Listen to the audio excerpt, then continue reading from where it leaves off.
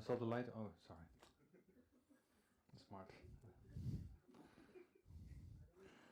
All right. Actually, just in the break, I realized that one thing we haven't discussed before really leaving finite order, as Weber pointed out. So I've told you that infrared and collinear divergences cancel when in the final state, but not in the initial state if you're dealing with the incoming protons or nucleons or whatever. But those you deal with through factorization, the renormalization of the PDFs. What we haven't discussed yet is, okay, so why doesn't KLN work then in the initial state? What goes wrong? Why do we need to do that factorization? Why wouldn't KLN work? Do you have any idea?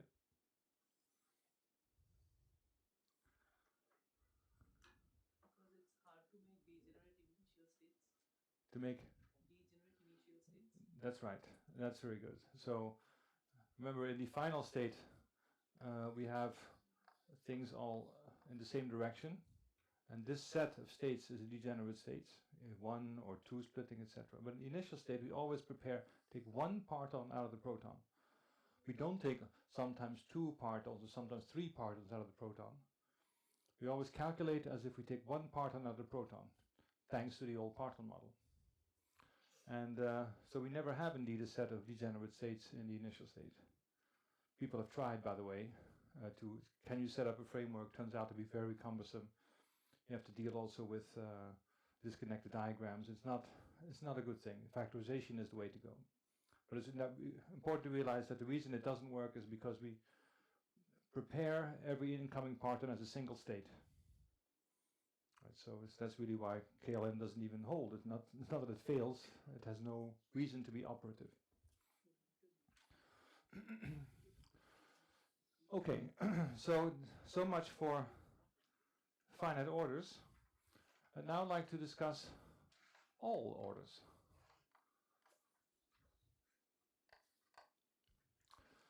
So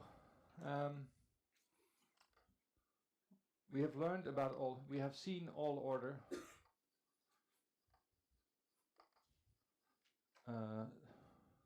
expressions.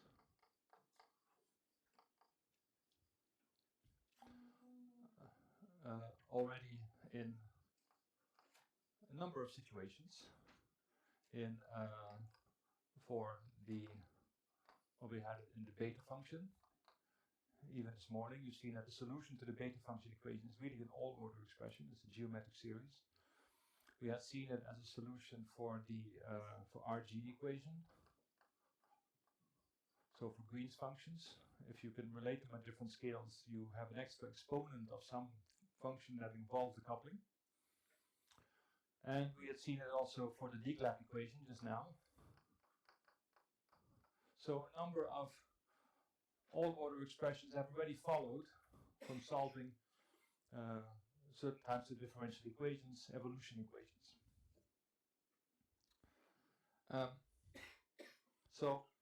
But there are different sets of problems that you may have to deal with all orders. So let's look at generic perturbation theory expression for some observables expressions.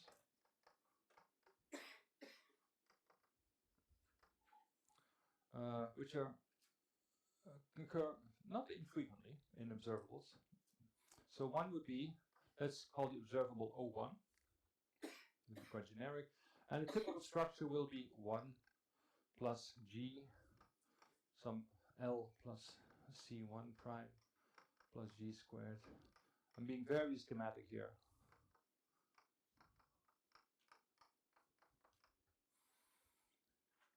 So what I mean by this is that every time I see a 1 or a C1, I can even call this C0 prime if you wish.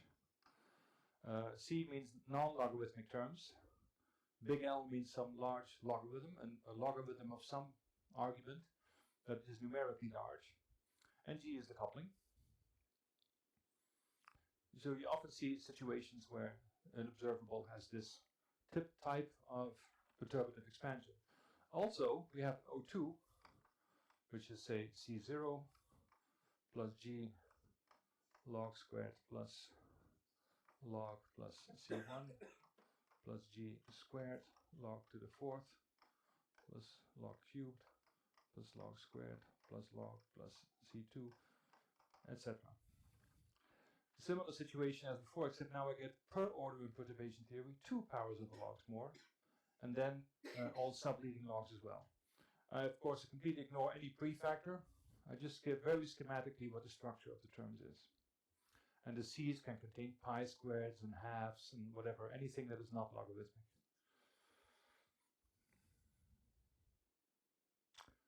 So that occurs very frequently. We have seen also one case of this already in Grelian. We had a double divergence, 1 of epsilon squared, but that came immediately with a log squared.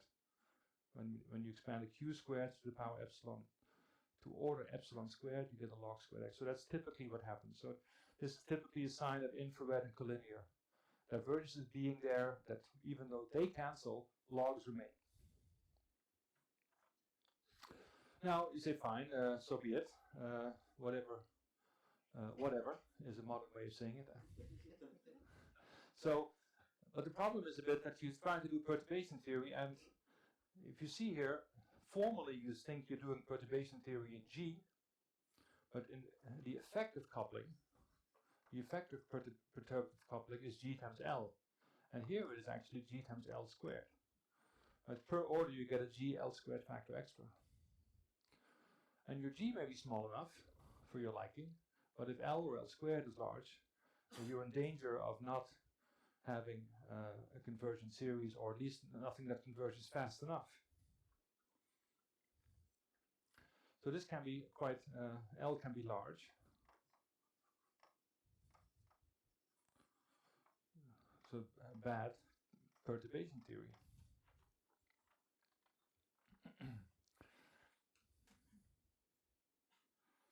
So to solve this,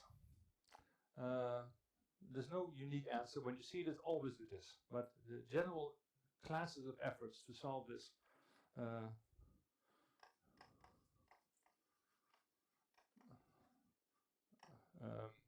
people use the very generic general word resummation, and under that moniker a lot of efforts are gathered. It is not a well-defined concept as such, but resummation means mathematically exact what you mean, but it will certainly make it hopefully clear enough for you.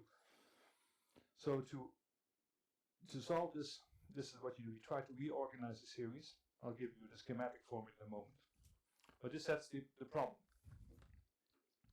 And the resummation is answering the following question: can we find functions,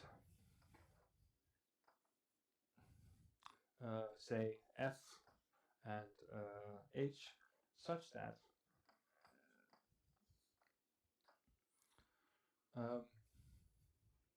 and by the way, now I'll so I use here g for, say, an amplitude. Well, I said observable really. So I should think of g really as alpha, g squared over 4 pi, something that you typically get with cross sections. So I'll use alpha from now on. So g goes to alpha. Don't forget for cross sections.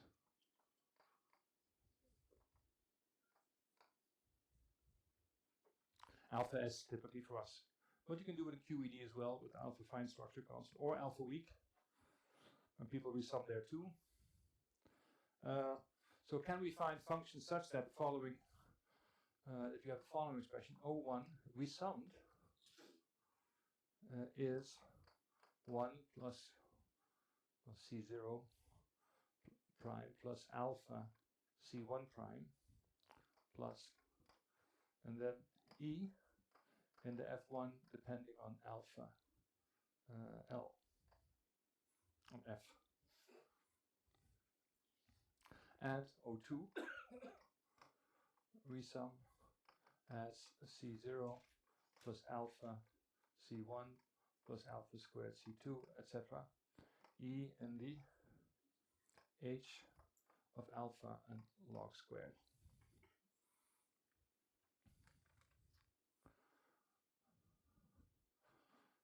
So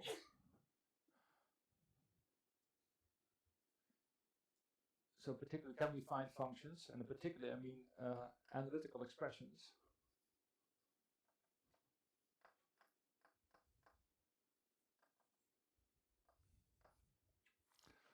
for such functions, such that this is the case. Bless you. So if this is the case, if you can find such functions, then we have in some sense combined to all orders these bad terms, logarithmic terms, leaving as a residue series one without large logs, and that supposedly this residue series downstairs should behave, at least parametrically, much better than the original series.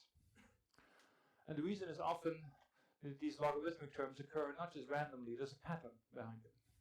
And if you can discover the pattern, you can find such functions f and h. In fact, such functions f and h are themselves series in alpha s, and but you can still write nice expressions for them. We'll see them too. So that's the idea. Find by certain clever means, I hope, such functions. Now, for the single log case, this is a single log, double log case. We have already seen such cases right here.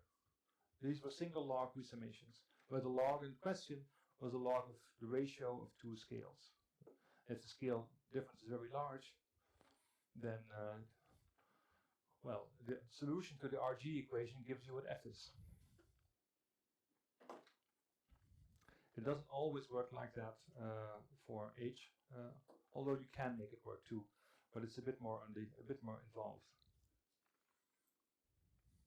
So that's the idea of all orders. A bit more precisely, let's look particularly, and so I'm particularly interested now in the O2 case, the double logarithmic case, because we've done the single log more or less already. So you would have the following expression, more precisely, not much more precisely, but a little bit. You would have, say, C0 plus alpha SC1 plus alpha S squared C2, and then times, and then let me be a little bit more precise, L times some function H0 of alpha S log plus H1 alpha S log plus alpha S H2 alpha S times a log plus that, where you see here a systematic pattern in the exponent where every time you have an extra power of alpha S in the exponent, times a function which depends only on the product alpha S times a log. We'll see some examples. So, since you see here a pattern, there's also a nomenclature that goes with it. So, if you only were to use C0 and you use only the first term, you call it leading log. If you include also the second term, you call it next to leading log. If you include also the third term and the second term here, would be next to leading log. So next to leading log here is still okay. And so forth. You must upgrade in that pattern. Right, so that's the nomenclature. You see this a lot on slides and in talks. Leading log, next to leading log. This is typically what you do.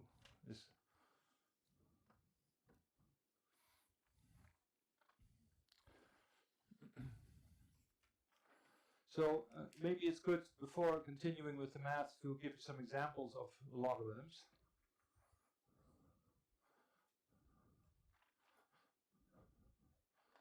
And I'll come back to this also in the last lecture when I have some slides on this.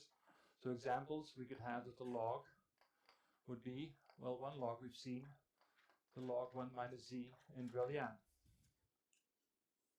Right, this is in Drellian. We could have that the log is the log of 1 minus 4mt squared over s hat. This is for TT bar production. Right, this is the top mass. Again, both of these are known as threshold logarithms.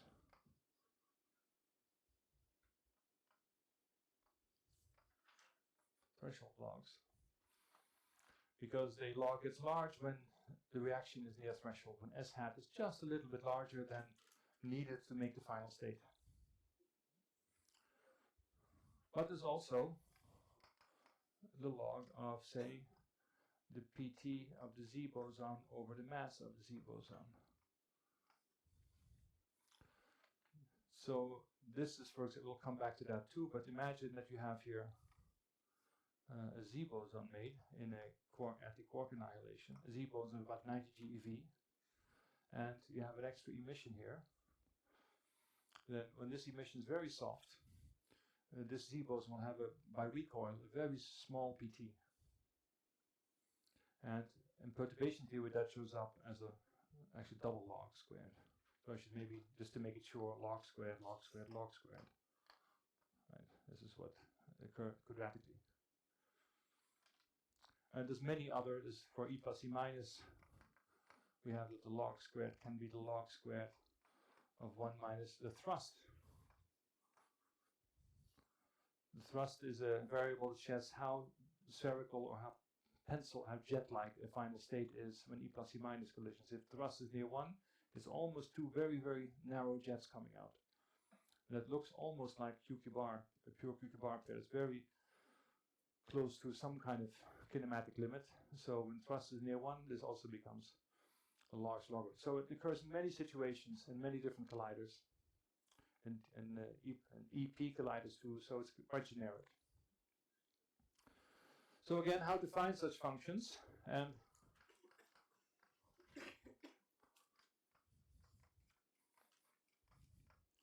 why the exponential.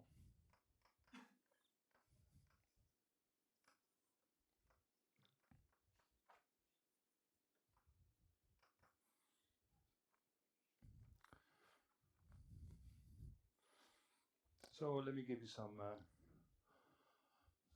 examples. Now, I should say, in this business of resummation, it is not as uniform as in fixed order. In fixed order, everyone knows what to do in principle. There are Feynman rules, and out of the Feynman rules you build diagrams, you compute those, add them up, you're done. So the art of finding the exponent or finding this expression, there's not one method only. People have different methods. They all agree so far as we can tell. At least they have regions of overlap. Some methods are better for some things, some for other things. Or they use different language. Some use Mellin transforms, some don't. So there's a bit more of a confused situation, at least can appear confused. Most of us think we know what we're doing, but we could be wrong. So I'd like to give at least a few ways of looking at finding all order expressions, but there are others. Particularly one I should not talk about is so-called soft collinear effective theory, where all the resummation is done through renormalization group equations and matching conditions. That's a whole field in of itself. We have a lot of contact with them. And it's a very powerful systematic way. And that's fine too. So I'll want to show you some other ways. And in particular, I'd like a beautiful bit of diagrammatic technology called web exponentiation.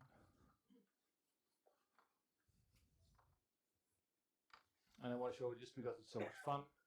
But it's also important. I think you will get a link in an email to lecture notes, not by me, but by one of my my collaborators, Chris White from Queen Mary, who's written some nice lecture notes on this that you can, if you wish, read later. So web exponentiation. Now, let's set up the stage. So we work in the iconal approximation. So this nice, easy way of approximating diagrams. And you now know what I mean. So all gluons are soft.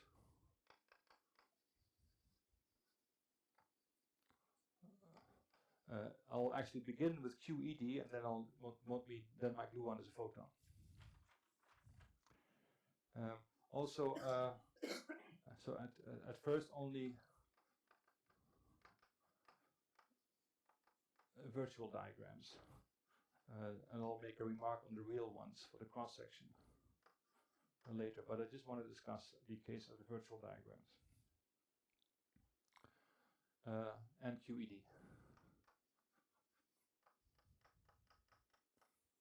So let's begin. So here is our first, one loop. There is at zero loop there is nothing in the software. But at one loop we have the following diagram, and I already used this pictorial language that I introduced before. With double lines mean a linear propagator. So I'll write down the expression for this. This goes like e squared d n l p1 dot p2 over L squared, and then P1 dot L P2 dot L. So P1 is what comes in here, P2 is what comes in here, and L goes here.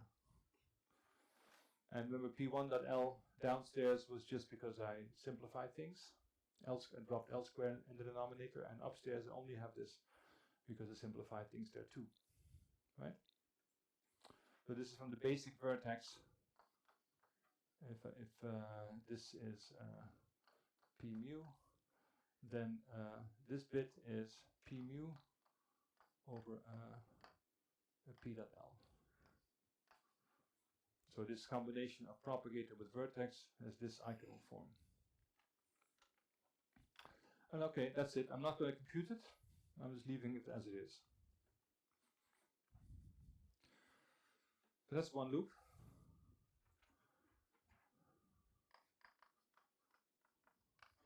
Now let's do two loop. Then I have two diagrams. Here's one.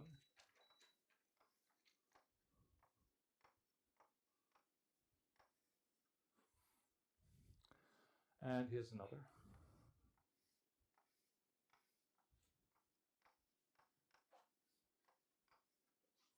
Those are the only two I can have.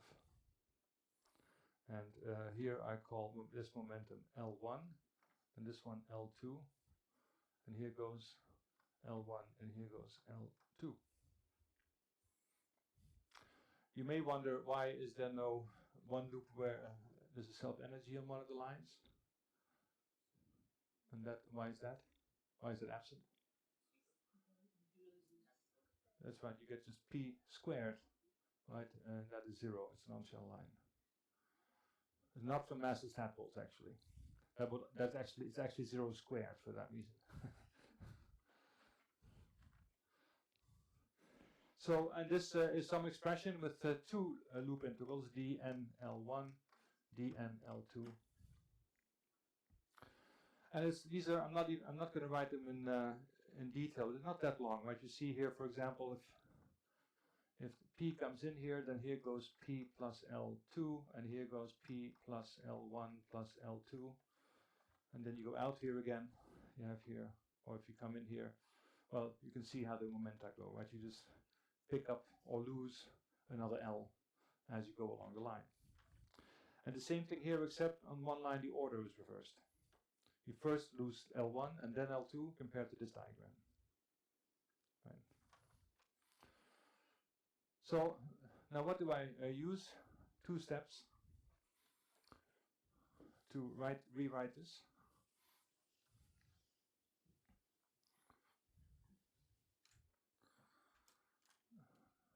now use symmetry. With that I mean I write the result as 1/2 dnL1 dnL2, a function of L1 L2, plus 1/2 dnL1 dnL2, the same function of L2 and L1. I just relabel L2 and L1. That's all I do. It's just relabeling. That's one. And then the second is the iconal identity.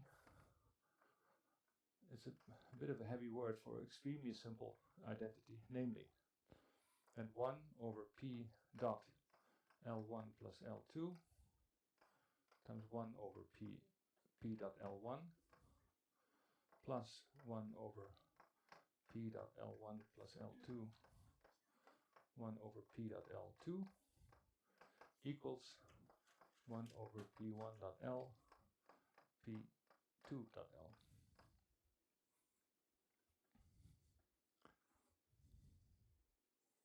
It's a trivial identity really, right? Bring them under a common denominator.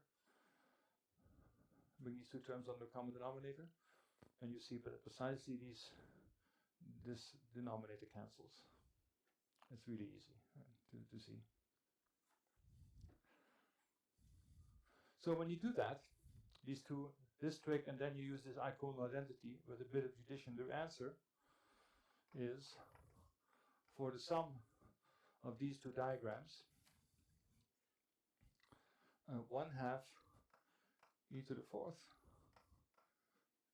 dnL1 p1 dot L2 p1 dot p2 L1 squared p1 dot L1 p2 dot L1, and we have a factor dnL2 p1 dot p2 over L2 squared p1 p2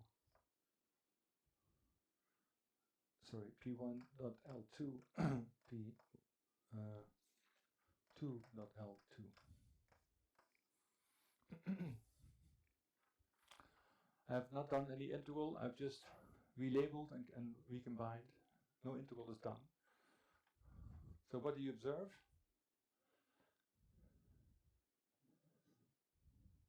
Out of this result, what do you notice?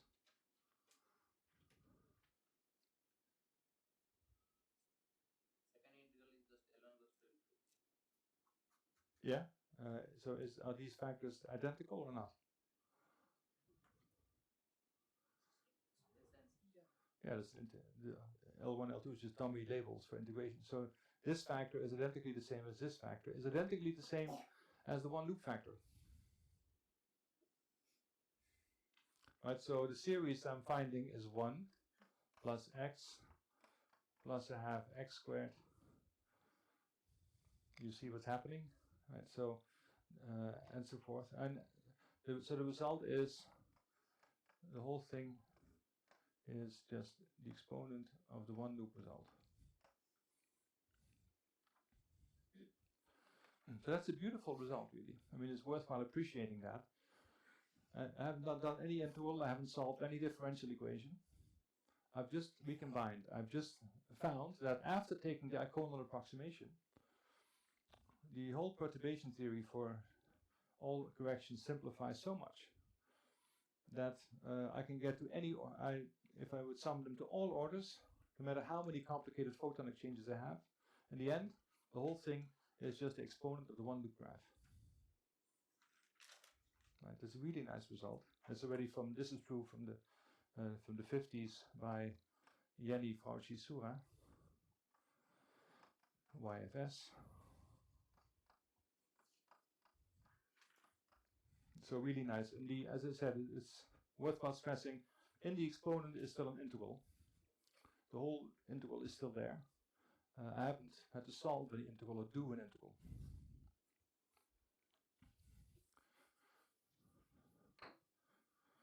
So, as I said, the structure is due to the simplifications you get, the pattern that emerges when you see, when you take the iconal approximation. Sorry? It's convergent. The exponent is a convergent function, right? So it is that works. Exponent is a nice function in terms of convergence. It has infinite radians of convergence.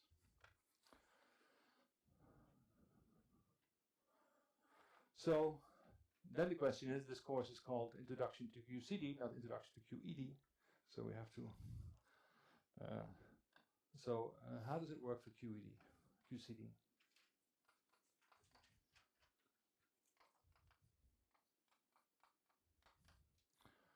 Well, not quite the same. The vertices now have matrices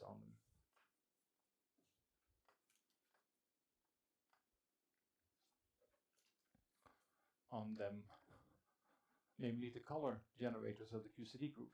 Right? We have at every vertex, the Feynman rule says there is not just a G or an E, but there's also a color matrix. So this relabeling that we're doing here and this reordering may not quite work because we can't commute two matrices.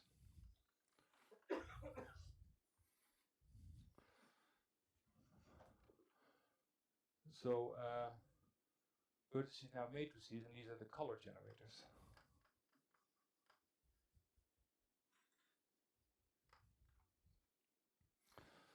So let's actually look a little bit more precisely at one loop.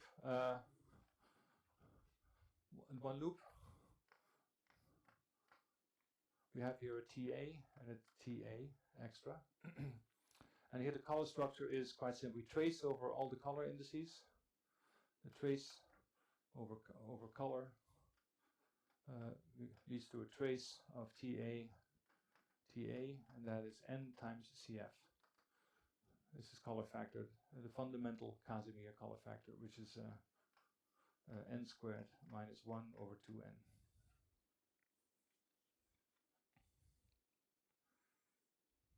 Fine, and that's fine. Now look at two loops.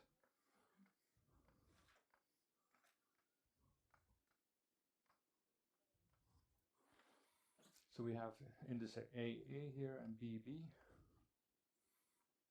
for color indices. So irrespective of, I'm just looking at the color part now. The momentum part will be similar to the QED case. Now the color trace will be now the trace of, and I have to go along the charge flow. So it will be TA, TB, TA.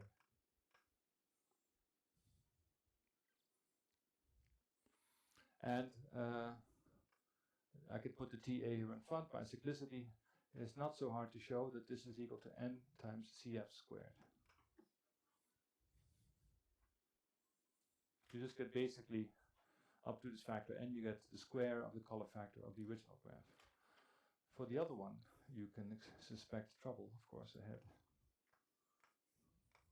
There we're dealing with the trace of TA, TB, TA, TB.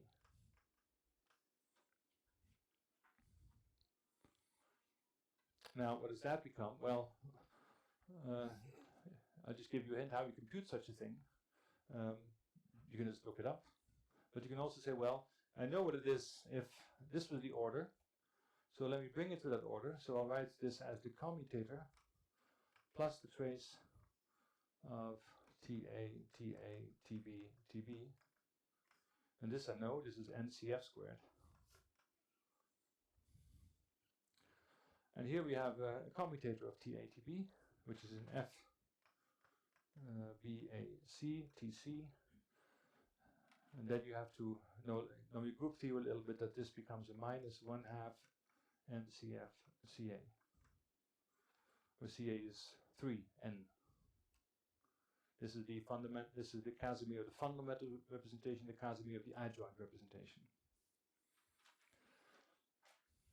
So you see, it almost worked. We were very close, right? For these two diagrams, if they had the same color factor, we would be exactly the same situation as QED. But we're not. We have this extra color factor. But it turns out that doesn't matter. So it doesn't matter in the sense that we can write the following non-abelian exponentiation theorem. Let's do that here.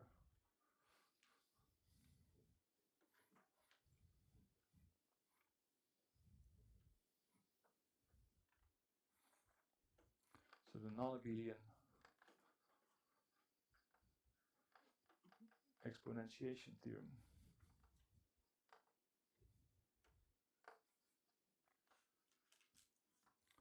And to sum over all diagrams of MD, this is these iconal diagrams equals, and I'll just do it graphically, CF times this one, plus, and now we have, now it no longer stops. We have now more diagrams in the exponent. We have this diagram.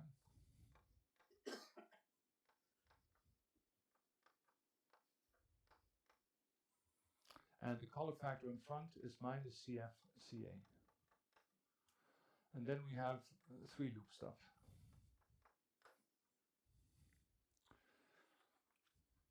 Oops, I forgot here a line like this. So in QED we only had the first term. Now in QCD we have the second term, but only one of these 2 diagrams, namely this one, and not the full color factor. We only have the bad bit. Because the CF squared, why wouldn't we have the CF squared term, you think? Sorry? Yeah, that just comes from exponentiating the first diagram. So we get, but we have to compensate for that by this one. So this is what a web is. A web is an iconal diagram in the exponent.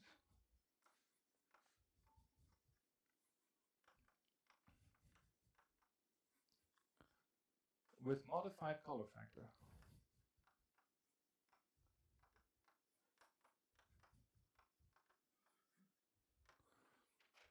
We see here this is an iconal diagram exponent, and the color factor is modified. It's not its original color factor that had the CF squared in it too, but we have this modified one. Okay, that's the definition of a web. It occurs a lot in particle physics, or at least in resummation. Now, you may not be impressed because you say, well, it was so great that you stopped after only one. Now it turns out we get all order stuff in the exponent. What have we gained? This could be vastly complicated. It turns out there's a beautiful rule for deciding what goes in and what is not. And it's similar, a bit like Coleman-Norton, in the sense that you draw a diagram and you decide purely on the picture what you do and not on some algebraic expression. So the web must be 2 iconal line irreducible. That sounds fancy. But let's give some examples. So that means that if I have an arbitrary number of connections between these lines, right, I can make it very complicated. If I can find a place to cut the lower line in one place and the upper line in another place, such that the whole diagram falls into 2 pieces, it's not in the exponent. If I cannot do that, it is an exponent. So here, indeed, if I cut here and here, the diagram stays attached with these 2 little gluon strings. This one, if I cut it here and here, it falls apart into 2 pieces. This first cut doesn't count. So, quiz.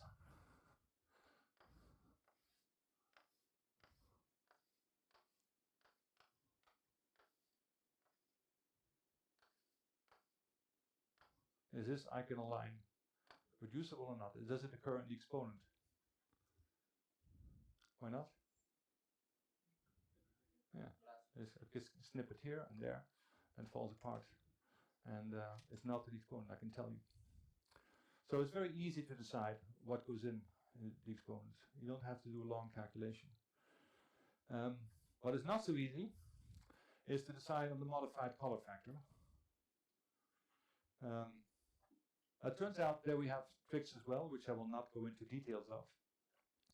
And in fact, I've been involved in a project where we made this a lot easier. The old way was that you had sort of a recursive definition. If you were 17th order, you could construct the modified color factor from all the lower orders, which is quite laborious. So we found a way to compute it straight at that order using tricks from StatMech, so-called replica trick. You make copies of the theory and then you use that to simplify the combinatorics enormously. I'm not going to explain it. It's a very neat trick. It's in those notes from Chris White if you want to read up on that. It's not difficult at all. So with these rules, it is still a beautiful theorem, right? You have more diagrams than the exponent, but they're easy to decide what goes in.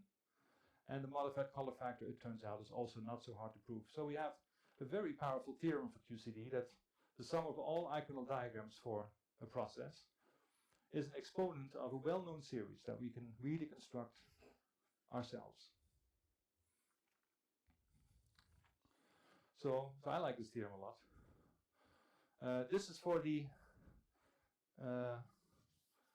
virtual diagrams.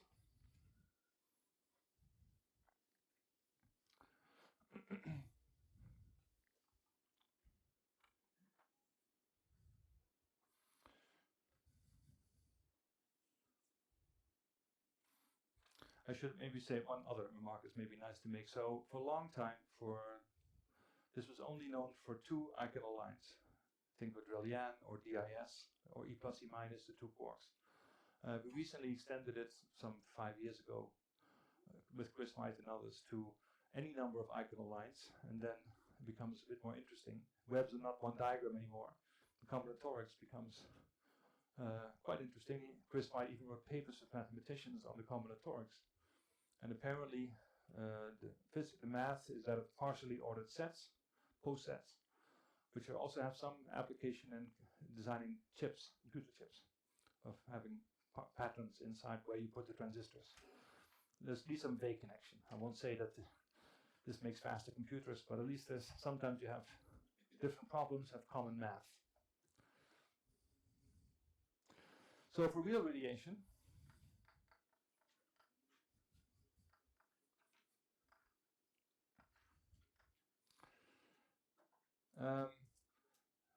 then you have the story is quite similar. You have now,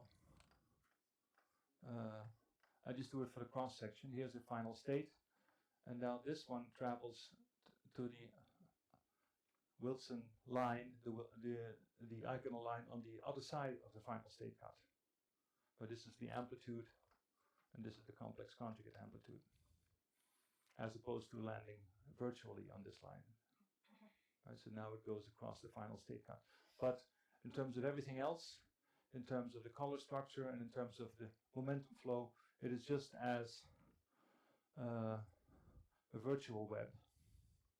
With one difference. What's the difference between this case and this case?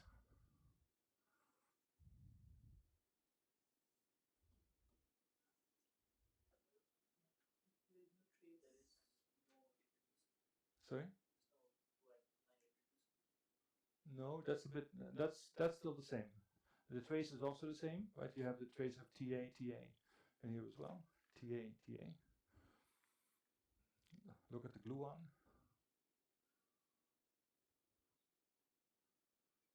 This is a virtual gluon. It's off shell, and this gluon goes to the final state. It's on shell. Right, so that's the only thing.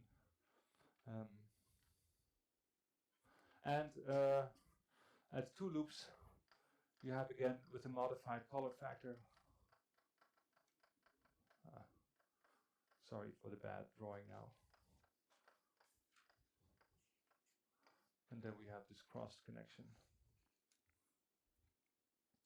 And so forth. So this is just to show that for the real contribution, we have a similar pattern in the exponent.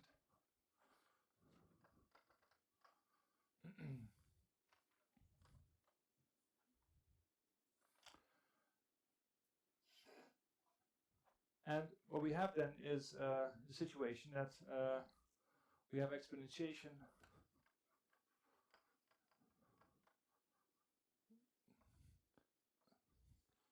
for soft, virtual, and real corrections. So for cross sections,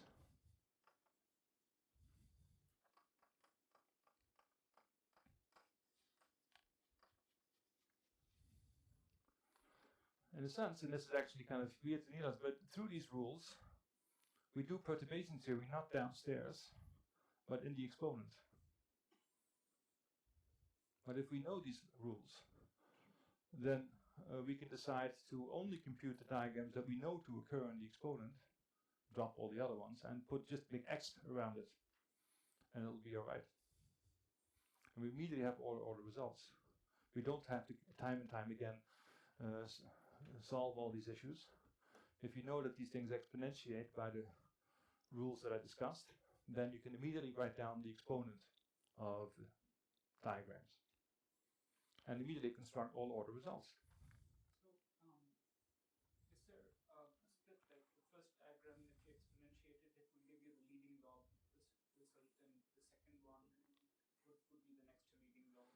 Will be part of the next to leading log. Certainly, if you compute this, if you ignore this, this is higher order in the coupling too, right? This is 4 powers of the coupling, it's only 2 powers. So if you ignore this, just keep this, and also, of course, include this. Then you've done a calculation to leading log in the exponent.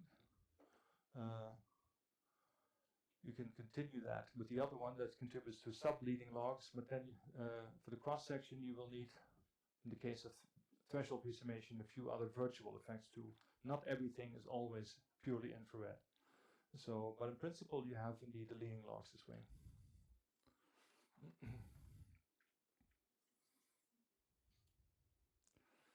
Okay, so this is, I think, a very nice result.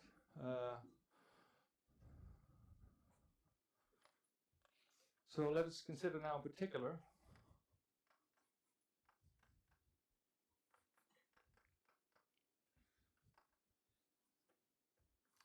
threshold approximation for our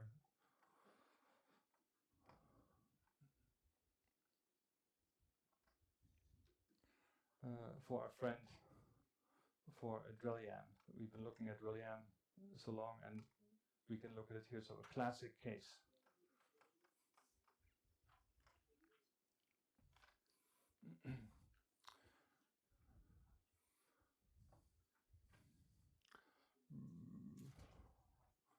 Let me erase this here.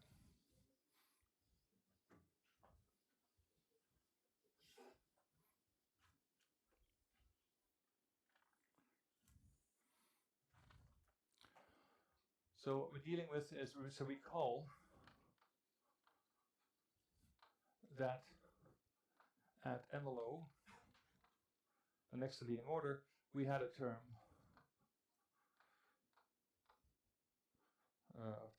proportional to the log of 1 minus z over 1 minus z. Well, there was a plus prescription around it too.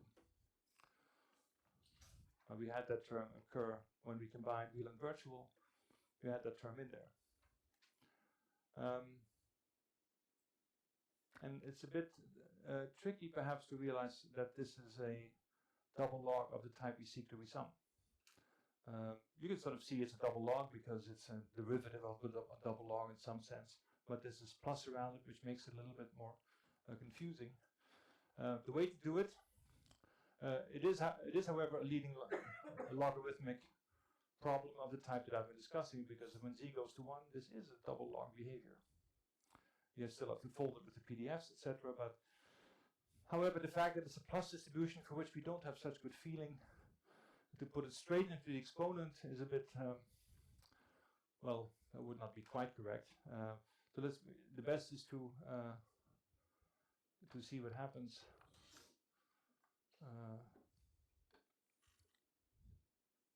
No, for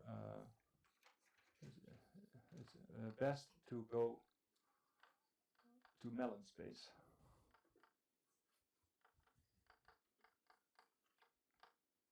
Because the Mellin transform of this expression turns out to be equal to 1/2 times the log squared n plus subleading terms. So You think, well, what does that matter? What does n have to do with this? Well, let me sketch what if you have a function of z.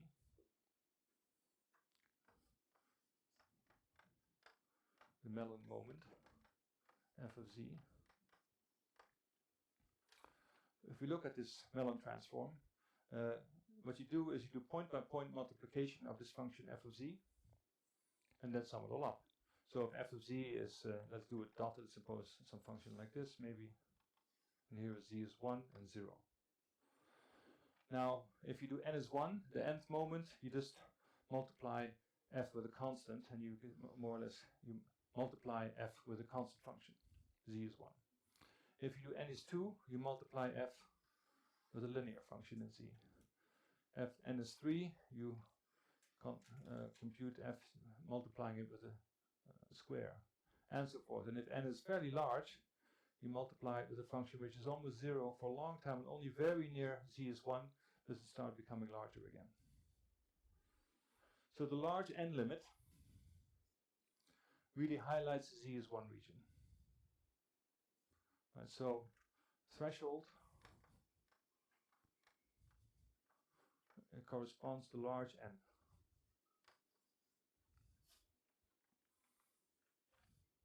So in this transform, if we do this kind of, if we work in Mellin space, we keep in mind that what we're interested in is large behavior at large n. That highlights the threshold region where the logs are large.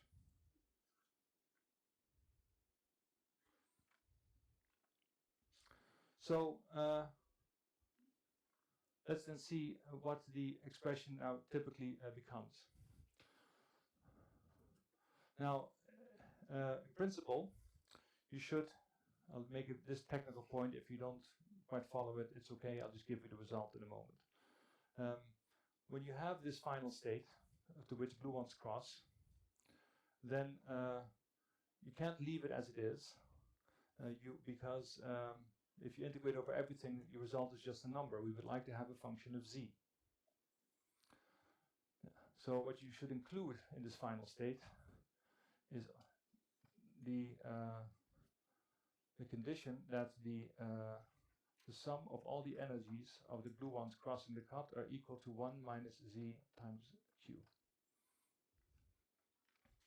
You stick that delta function by hand in, here and here. So here's only one gluon crossing the cut. It just says that the extra energy radiated from the gluons must be equal to 1 minus z times q in order to go back to threshold. Now it is important that it's, and this is a nice restriction, because one thing that's necessary is that if you look at the case of the loop integral, you integrate over all these loop momenta, and there's nothing that restricts them. Also, when we have the full phase-space integral, nothing restricts them. But if we insert some kind of extra condition, we must make sure that this is still symmetric under relabelings. And the sum over all energies is symmetric under relabeling. If I had taken some function here that is k0 for the first gluon divided by k0 of the third gluon times the tangent of whatever, some strange function, it would not be invariant under relabeling. But the sum of all of them is still nicely invariant. And this exponentiation method still works. Just a little restriction to keep in mind. And once you do that, then z dependence remains. And eventually that becomes, through the Mellin transform, n dependence. I realize I'm being very sketchy, but if we go into too much detail, I think it would take too long.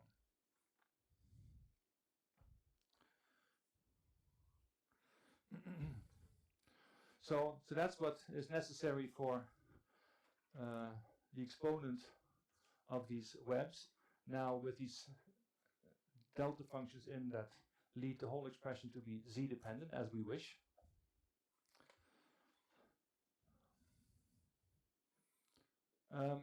And near threshold,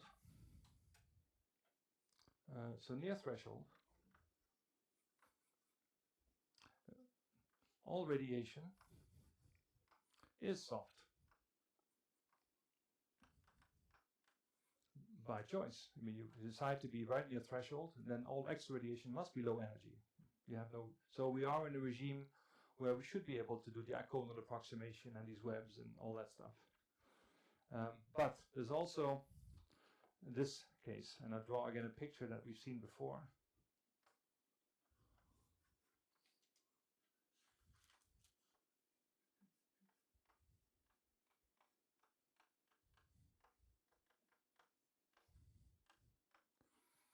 Remember, in factorization, we discussed that if you add up all the loop diagrams, you have this soft stuff, you have incoming jets, and hard interaction. And so this is what we've just been discussing. That's fine. But we're dealing here with this hard virtual stuff. So this can be just virtual loops where the lines are all collinear.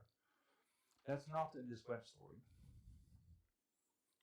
It just goes to show that the finally sum cross-section, and these, by the way, these corrections also lead to logs of n. So this is not the whole story. It's a large part of the story, but we must still fix up these blobs here. They must be part of the final summation formula. Turns out that's not very difficult either. I will not go into details there. I'll just give you finally the final answer, but it's just to show you where this beautiful web exponentiation still lacks an ingredient for the full resummation. And it's not that hard, it's just these virtual diagrams on each line. And you can write exponential forms for them too. So let me then write the professional form of the Drellian sum cross-section. As it is implemented, also in computer codes, etc.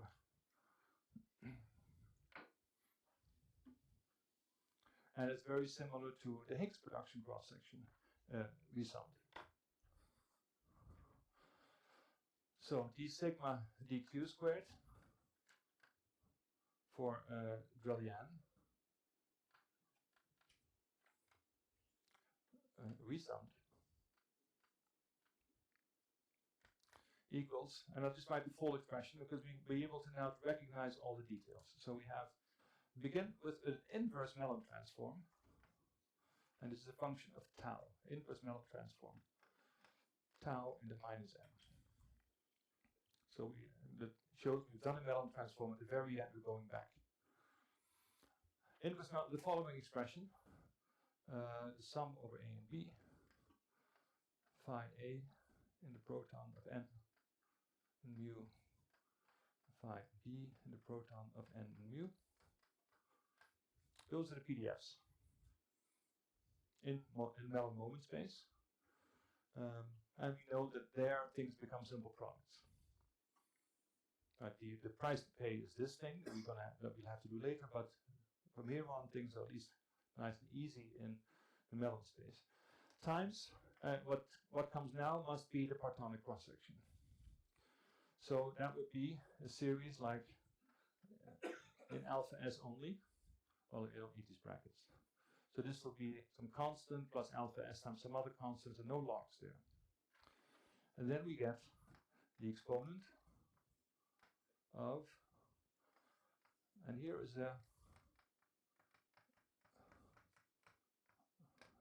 here's the final form, mu squared, q squared 1 minus z squared, d mu squared over mu squared, a of alpha s of mu squared, plus d of alpha s 1 minus z squared of q squared. Let's put a bracket there, bracket close.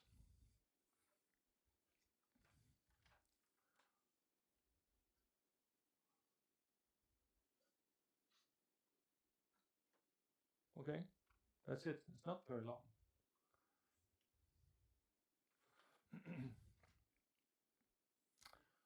So let's examine it a little bit. Here at the front, you see something that smells like it came from the Mellin transform. And here we have two functions, a and d. They're functions at alpha s only. And so this was already a great result, is that this is the functional form to any order in perturbation theory. When you want to become more accurate, add more n's, NLL, n to the 17th NL. The function never changes. All you need is higher order terms in A and D. That's a beautiful result, right? We know each the third order, so it's n cubed LL. And at least you can recognize the following. Suppose I take the very simplest approximation, ignore D. Let's do just the mu integral, ignore A2, just make that constant. Then you see here, and you take mu squared equal to q squared, you see from this mu integral log of 1 minus z appearing, right? Just from this integral, which then becomes a zn minus 1 log 1 minus z over 1 minus z. What does that look like? The Mellin moment of a plus distribution. Right, you see that then appearing. So this log here, and the Mellin moment of it follows from this. So this looks like z n minus 1 of log 1 minus z over 1 minus z plus. If I work this out by the definition of the plus distribution, I can drop the plus if I write zn minus 1 minus 1. And then I have exactly this first expression. So you see that pattern here, but it sits in the exponent now. Right, so you see this pattern emerge. And all you have to do then is put this together, multiply by this, and do the inverse transform for the full resummed Brilliant cross-section. And tau is q squared over the collider energy squared. Okay, so I think we have seen this is the time to stop. You've seen a resummation. I haven't given all the steps. That is a bit more work. But at least I've given you a motivation for this form using web exponentiation, and that you can, using the patterns that emerge in QCD, get such a nice all-order form. Clearly it's not the exact. We only get the logs at higher orders, not the pi squared over 17 and all that stuff, but that was not the goal of resummation anyway. Any questions?